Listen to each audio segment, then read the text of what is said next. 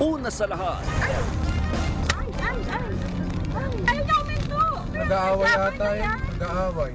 pangangaladkad ng rider sa isang babaeng college student sa pool sa video. Laking gulat ang mga dumadaang motorista nang maaktuhan ng babae na nakakapit sa motor. Pero hindi ito humihinto. Ilang beses silang binusinahan ng rider, pero si ate nakakapit lang sa motor habang tuloy sa pag-andar ang driver. Ang buong detalye ng balitang yan, abangan maya-maya lang.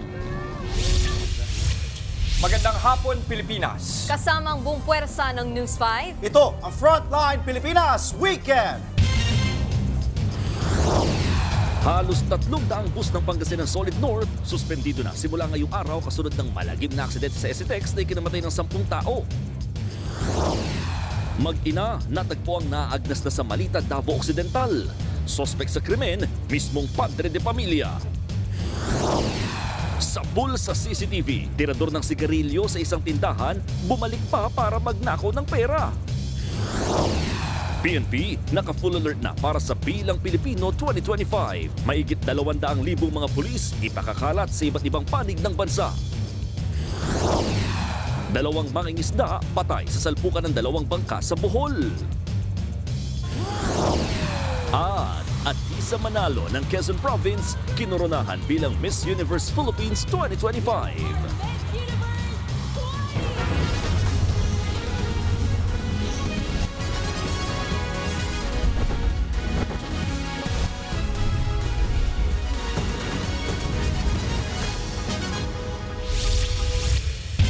Sa pool sa CCTV, ang pagnanakaw ng kawatan sa isang tindahan sa Imus, Cavite. Ang sospek namukaan pa ng may-ari ng tindahan na dati na raw namimili sa kanila. Nasa frontline ng balitang yan, si Dave Abuel, exclusive. Ingon pa ang naglalakad na lalaking yan nang makuna ng CCTV sa Imus, Cavite nitong Huwebes. Pagdating sa kanto, bigla siyang naglakad pabalik. Pero pansing tinakpan na niya ang muka, saka pumasok sa isang tindahan. Sa loob, tinangka niyang puntiryahin ang cash register, pero bigusang mabuksan nito. Sigarilyo at lighter lang tuloy ang kinuha niya sabay sibat. Pero hindi pa pala kontento sa yosi ang sospek. Bumalik pa ito sa tindahan. Dito na niya nabuksan ng kaha at kinuha ang kinita ng tindahan na nasa 1,000 piso. Sinubukan pa siyang habulin ng mga bantay sa tindahan, pero bigo silang mahabol ang kawatan. Tingin ng may-ari, aral ng lalaki ang galaw ng mga bantay sa tindahan. Kasi nag-inventory po yung mga bantay po namin. Sinempo niya pagpasok po ng bantay namin, doon din po siya pumasok na sa tindahan. Namumukha niya raw ang lalaki na minsan na ring bumili sa kanya noon. Dito na ako sa barangay, nagpa-blatter na ako dito na nangyari sa nakawan sa tindahan. Dumulog sa barangay ang may-ari ng tindahan, saka ipinablatter ang insidente.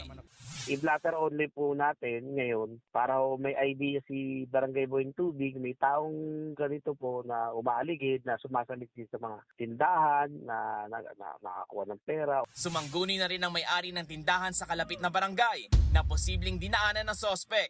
Plano na ring magsumbong ng biktima sa mga pulis ngayong araw. Mensahe niya sa kawatan, Sana huwag mo nang ulitin yung ginawa mo sa amin. Maging aral din to sa mga may tindahan na maging alerto po sa lahat ng oras.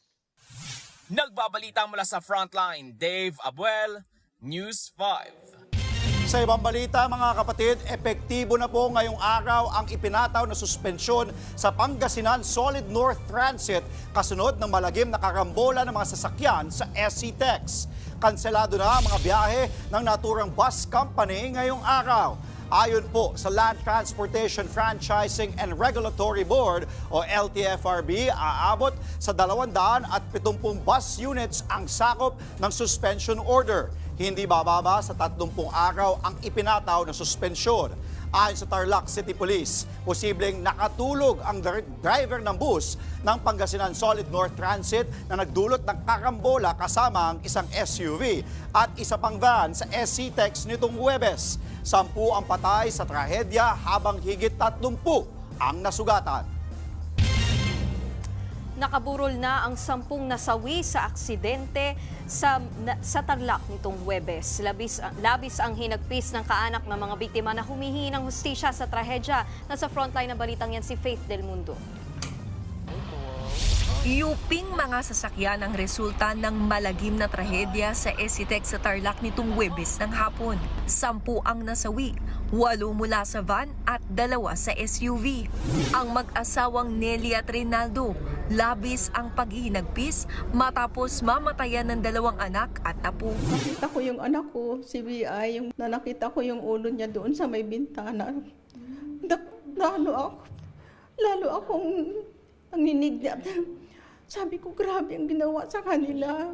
Talagang dismayado kami sa mga nangyari, pero alam namin na merong talagang nagkamali, merong hindi nag-ayos ng pagmamaneho.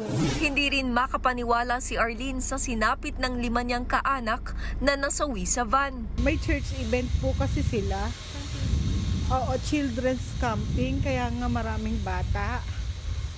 So, actually, papuntang Pangasinan pa sila sana.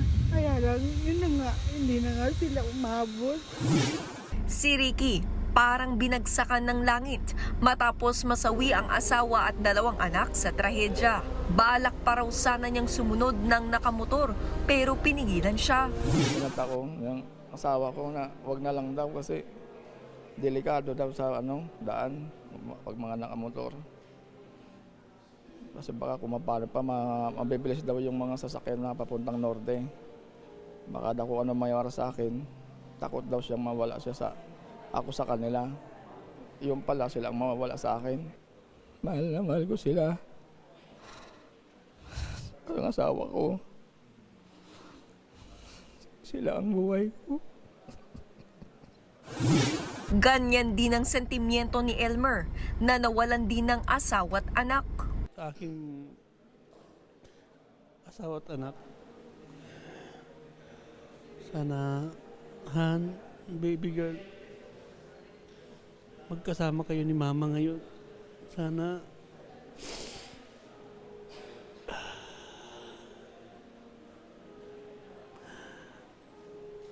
okay na po sa akin na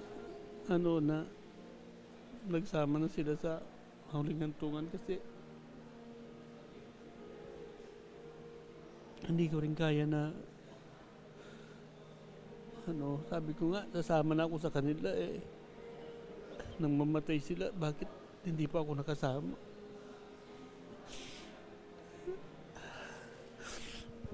Mamimiss po ko kita sa baby girl. I love you so much. Sa ngayon, nakaburol na sa simbahan ng Seventh-day Adventist Antipolo ang mga labi ng 8 namatay na sakay ng van. Sa Plaridel, Bulacan naman, nakaburol ang mag-asawang sakay ng SUV na nasawi sa aksidente. Ang kanilang naulilang 2 taong gulang na anak, maayos naman ang lagay at nasa ospital pa para sa medical test. Samantala, ang isang survivor naman na driver ng van, nasa Tarlac Provincial Hospital pa rin, pero under observation pa habang hinihintay ang resulta ng mga pagsusuri. Nagsampa na ng kaso ang pamilya laban sa driver at sa bus company. Very casual na humihingi siya ng paumanhin, pero syempre, hindi naman kahit walang walang amount of money at yung sorry, apologies, ang makakapag, di ba, nawala ng magulang yung 2 taon namin na pamangkin. Panawagan nila sa LTFRB, makipagtulungan sana sa kanilang bus company at higpitan nito ang pagkuha ng mga driver para hindi na maulit ang ganitong insidente. Nagbabalita mula sa Frontline, Faith Del Mundo, News 5.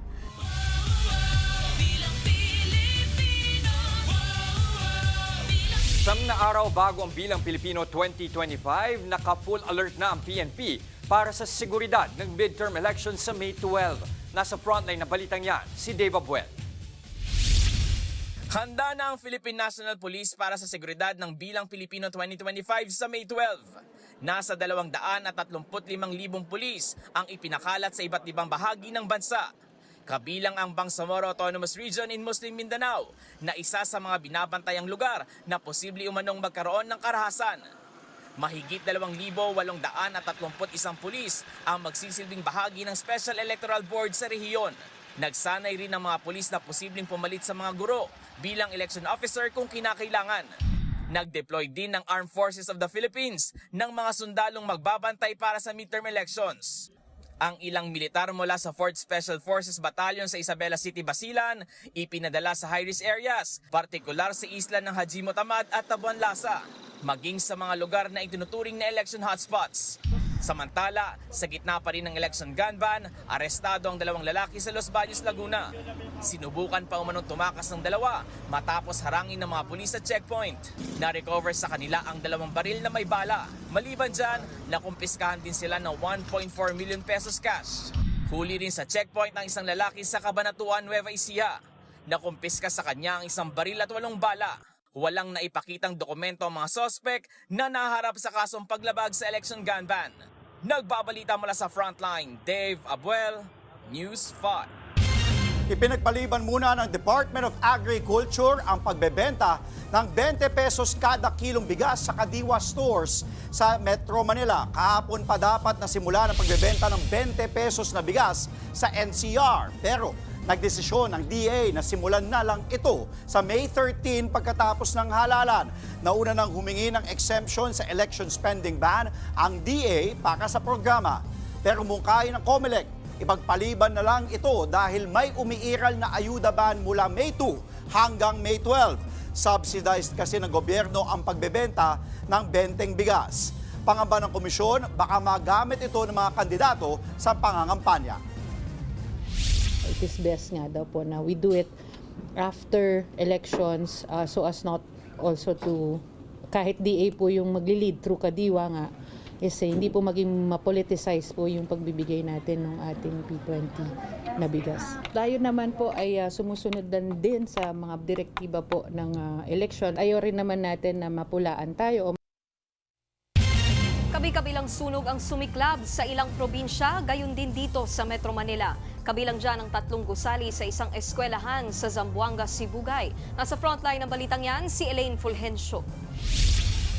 Pasado 3:00 ng hapon nang bigla na lang magliyab ang 3 magkakatabing gusaling ito sa Zamboanga Sibugay Polytechnic Institute sa Kabansalan, Zamboanga kahapon. Ayon sa school registrar, nagsimula ang sunog sa isa sa mga lumang gusali ng eskwelahan. Mabilis na kumalat ang apoy at nadamay ang mga katabing gusali ng library at training area ng Food and Beverage Department. Pasado 5:00 na nang maapula ang sunog. Wala namang nasaktan. Inaalam pa ang kabuang halaga ng pinsala. Maghahating gabi naman ang masunog ang isang opisina sa compound ng Cotabato Electric Cooperative sa Matalam, Cotabato kagabi. Napansin daw ng mga gwardya at linemen na may kumislap sa opisina. Ilang saglit lang, bigla na itong nag-apoy. Sinubukan pa raw nila itong apulahin habang naghihintay ng bumbero. Pero sadyang mabilis ang pagkalat ng apoy. Inabot ng 5 oras bago tuluyang naapula ang sunog. Sa taya ng pamunuan ng Cotelco, aabot sa 15 milyong piso ang halaga ng pinsala.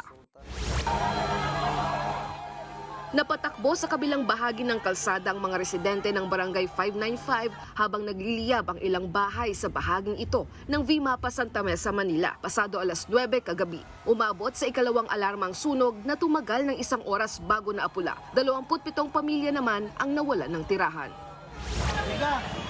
Sa Maynila pa rin, nabalot naman ng makapal na usok ang ilang residential building sa Vitas Tondo kaninang umaga dahil sa sunog na sinasabing nagumpisa sa Building 6. Maya-maya pa, nagdatingan ng mga bumbero. Mabilis namang naapula ang apoy. Patuloy na inimbestigahan ang insidente. Nagbabalita mula sa Frontline, Elaine Fulgencio, News 5.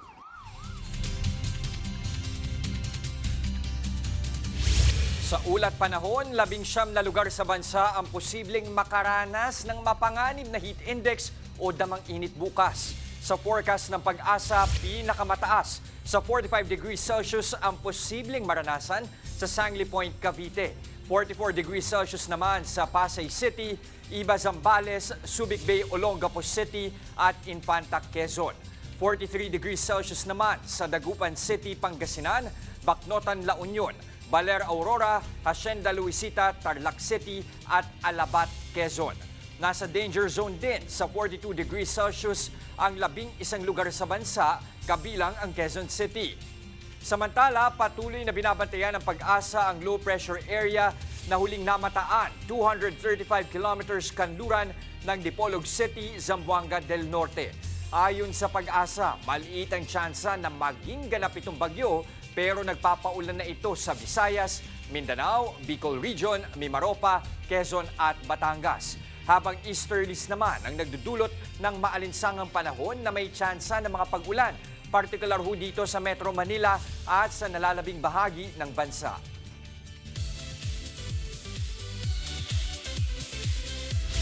Espesyal ang kantawanan mamaya sa paboritong OG videoke ng bayan, ang Singgaling. Bukod sa matinding puksaan sa kantahan, birthday din kasi ng nag-iisang OPM legend at sing-nor hitmaker na si Ray Valera. Abangan ang special performance si Jukebox Ray kasama ang isa pang certified hitmaker na si Arthur Neri. Kaya mga kaawit bahay, huwag palampasin ang ating weekend kantawanan bonding mamaya sa Singgaling, 5:45 p.m. dito sa TV5. Susunod, mag-ina, natagpo ang patay sa loob ng kanilang bahay sa Davao Occidental. Padre de pamilya, sospek sa krimen. Estudyanteng nagbenta ng cellphone, nakaladkad ng motor ng tumakas niyang buyer. At kapatid aksyon serye na Totoy Bato, uumpisahan na ang aksyon sa Lunes. Lahat ng yan sa pagbabalik ng Frontline Pilipinas Weekend.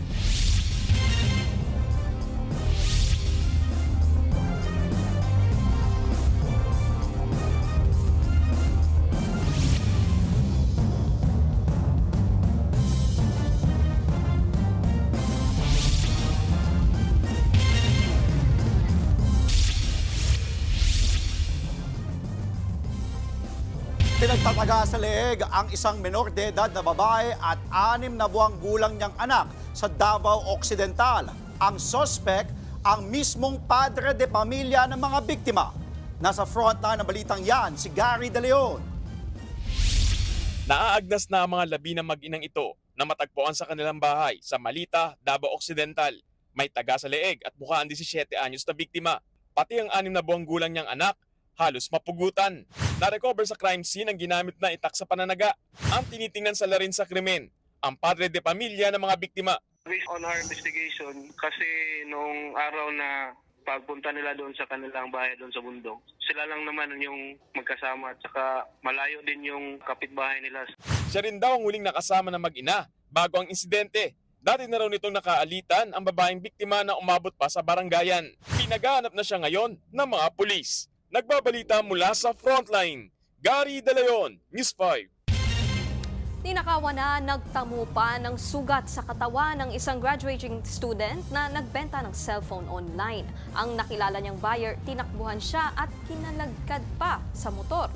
Nasa Frontline ng balitang yan, si Elaine Fulgencio.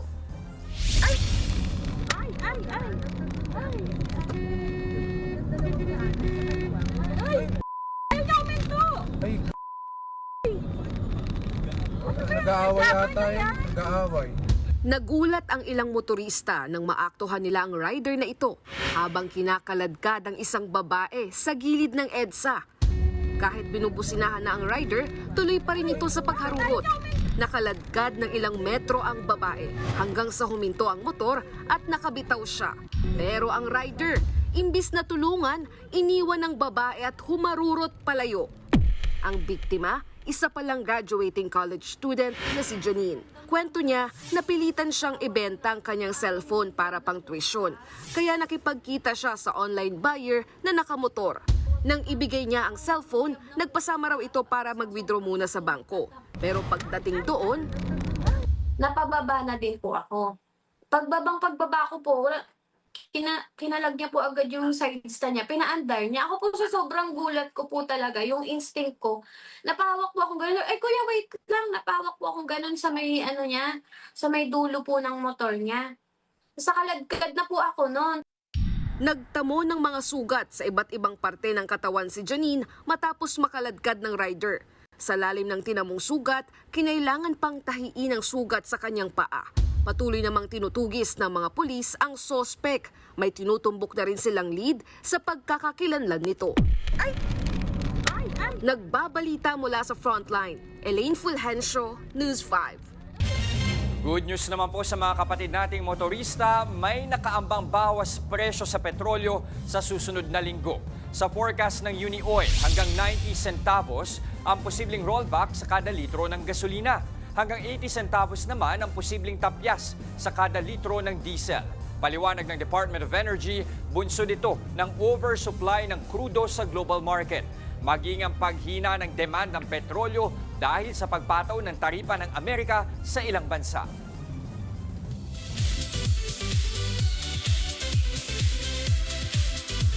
Umpisa na ang maaksyong Todo Max Primetime ng TV5 sa Lunes sa pagsisimula ng laban ni Totoy Bato.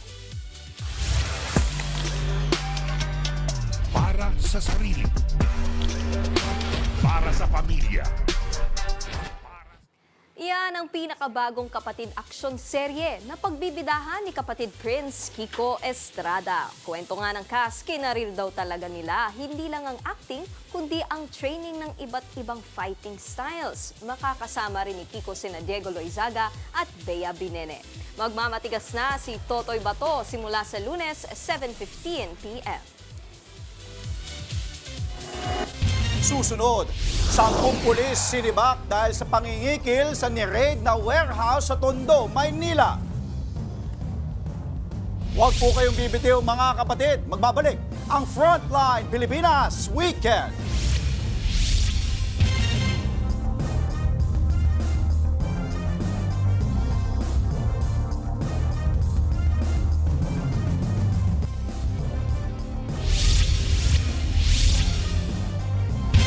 Patay ang dalawang mangingisda matapos salpukin ang sinasakyan nilang bangka sa Bohol. Ang mga biktima napuruhan sa ulo. Nasa frontline ng balitang yan, si News 5 Visayas correspondent John Aroa.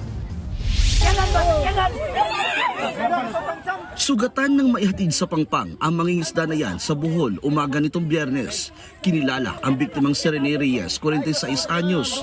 Isa siya sa 3 sakay ng pump boat na sinalpok ng isa pang sasakyang pandagat. Nangyari yan sa dagat sa pagitan ng mga bayan ng President Carlos Garcia at Bien Unido. Nadala pa sa ospital si Reyes pero binawian din ng buhay kalaunan. Sa isa pang video, kita ang pag-ahon sa bangkay ng isa pang sakay ng sinalpok na bangka. Kinilala siyang si BG Manayon, 23 anyos, na nagtamo ng matinding pinsala sa ulo. Pawang napuruan sa ulo at muka ang mga nasawing biktima. Hindi pa malinaw ang punot dulo ng salpukan. Mariin namang itinanggi ng Bien Unido Police ang paratang na kumakalat online na mga otoridad umano ang sumalpok sa mga biktima dahil sa iligal nilang pangingisda. Data sure ma'am, 100% na wala talagang, hindi talaga yung sea vessel ng PNP ma'am. Pati ang Social Welfare and Development Office ng bayan, kinundi na ang pagkamatay ng dalawang mangingisda. Kahit anong kamalian daw ang nagawa ng mga ito, hindi raw dapat ito idaan sa karahasan. Sa ngayon, tinutugis na ang mga sospek. Patuloy ang investigasyon sa insidente. Nagbabalita mula sa Frontline, John Aroa, News 5 Visayas. 10 pulis ang sinibak ng PNP Criminal Investigation and Detection Group o CIDG dahil sa extortion o pangingikil. Galing sa Southern Metro Manila District Field Unit ang mga tinanggal sa pwesto na pulis. Base sa investigasyon ng raid noong February 17 ang 10 sinibak na pulis sa isang warehouse sa Tondo at saka sila humingi ng pera sa may-ari ng warehouse para mapawalang sala ito. Inirekomenda na ng PNP Integrity Monitoring and Enforcement Group na sampahan ang 10 pulis ng mga kasong administratibo.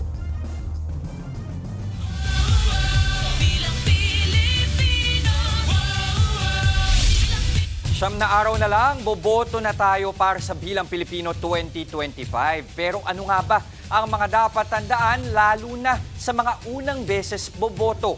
Alamin sa aking report.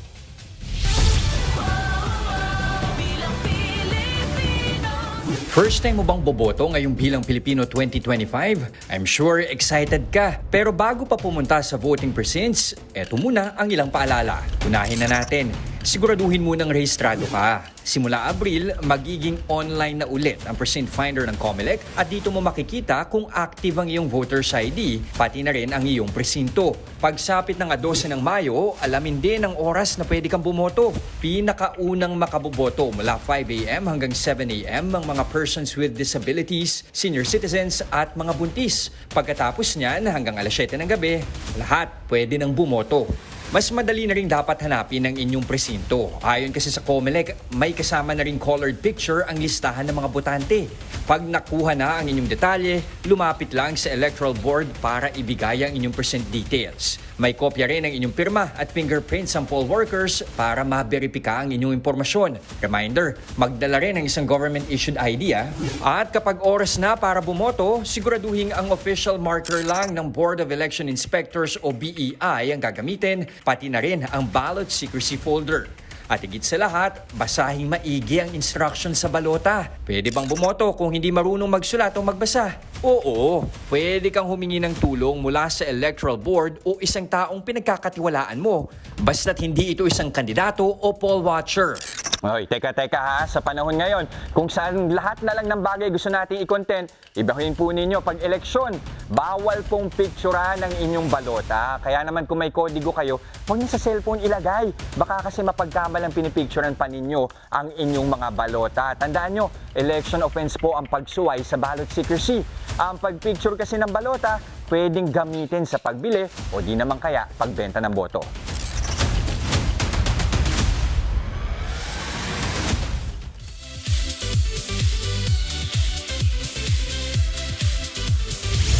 Busy ang Hollywood heartthrob na si Henry Golding sa dami ng project na nakaline up para sa kanya. Merong project na makakasama niya ang Pinay actress na si Dolly De Leon. At ang isa pa ay ang inaabangang sequel movie na Another Simple Favor. Nasa frontline ng balitang yan, si MJ Marfori. Dadalo ka ba sa kasal ng ex mo? Yan ang nakakalokang tanong na kailangan pagdaanan ni Hollywood heartthrob Henry Golding sa pelikulang Another Simple Favor. Sequel ito ng 2018 hit movie na A Simple Favor. At sa chikahan nga with Henry ng News 5, eto ang kanyang sagot. What was going through your mind attending your ex's wedding?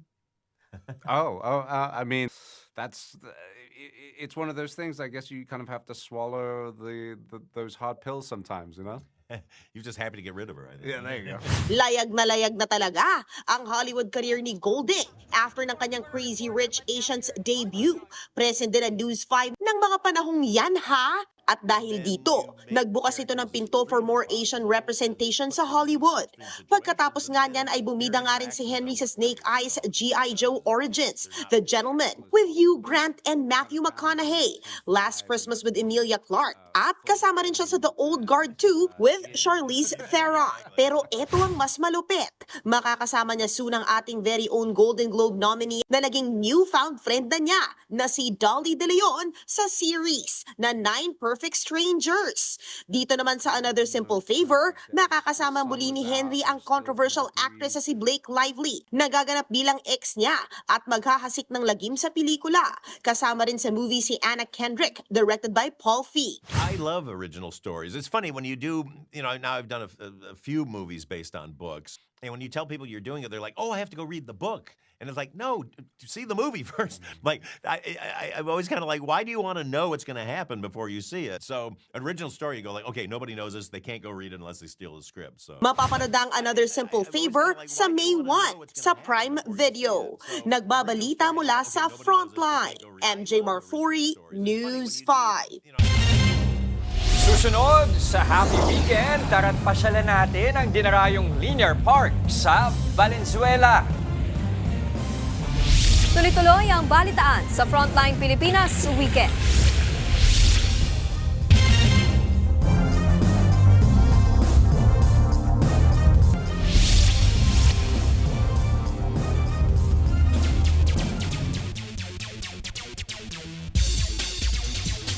Pasok na po sa finals ng UAAP Men's Volleyball ang top seed na FEU Tamaraos. Matapos malaglag sa semis last season, bumawi ang FEU sa Big Dome kanina. Nasilat sa kanila ng DLSU Green Spikers ang first set. Pero bumawi agad sila sa tatlong magkakasunod na set para dumire-diretso na sa una nilang finals appearance mula pa noong 2019. Hihintayin nila sa championship ang mananalo sa do-or-die game ng UST Golden Spikers at NU Bulldogs sa semis. Binura kasi ng uste ang twice-to-beat advantage ng NU sa loob din ng 4 sets kanina. Maghaharap ulit sila sa Big Dome para sa winner-take-all match sa Miyerkules, May 7.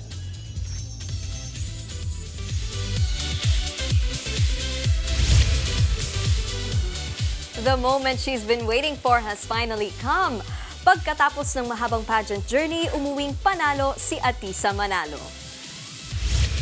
The Miss Universe Philippines 2025 is Quezon Province! Congratulations, Quezon Province! Representing Quezon Province, nagniningning ang husay ng veteranang kandidata sa pagrampa at pagsagot sa question and answer portion. Si Miss Universe Philippines 2024 at Miss Universe Asia, Chelsea Manalo, ang nagpasa ng corona kay Atisa. Si Atisa ang magiging pambato ng Pilipinas sa Miss Universe 2025, nagaganapin sa Thailand bago matapos ang taon. Congratulations sa our new Miss Universe Philippines!